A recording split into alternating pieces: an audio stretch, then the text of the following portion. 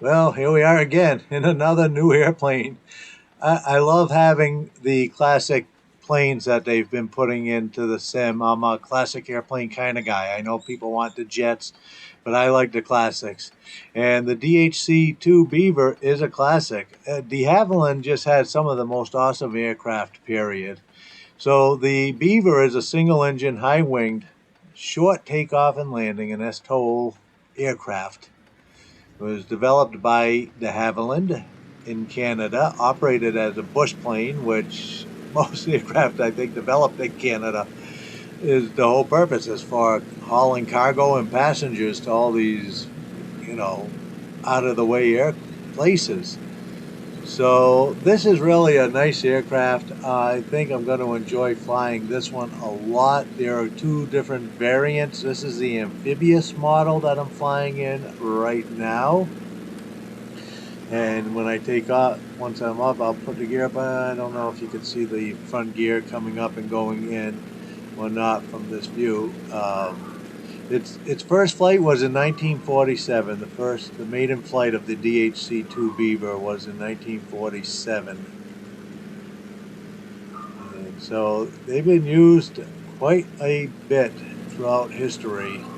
Used by the U.S. Air Force Auxiliary, used by the United States Army, used by the Royal New Zealand Air Force. I think it had a role in Sir Edmund Hillary's trans-Antarctic expedition to the South Pole.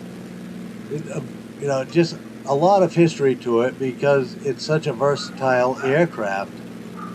And I think it was named one of the top 10 engineering achievements of the 20th century for Canada. Now that's really incredible if you think about it, to have it one single aircraft marked as one of the top 10 engineering achievements of the 20th century. So that tells you what kind of capability and just awesomeness is built into this aircraft. So part of what made this so versatile was the design itself. It was principally operated as a bush plane, but it had other capabilities. It was capable of cargo and passenger hauling, crop dusting, all kinds of different civil aviation purposes. Plane and Pilot magazine described it as being arguably the best bush plane ever built. It's powered by a 450 horsepower Pratt & Whitney Wasp Junior radial engine. And the engine is mounted pretty far back. So, and just to give you an indication, the oil tank is here in the center console between the pilot and the co-pilot's feet.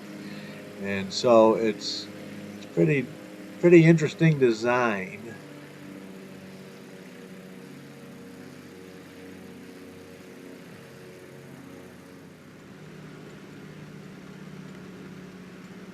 Now, I took off without really knowing some of the characteristics. For instance, when you're taking off, ailerons and flaps are lowered, and it does otherwise take quite a bit to get it off the ground. But hey, check it out.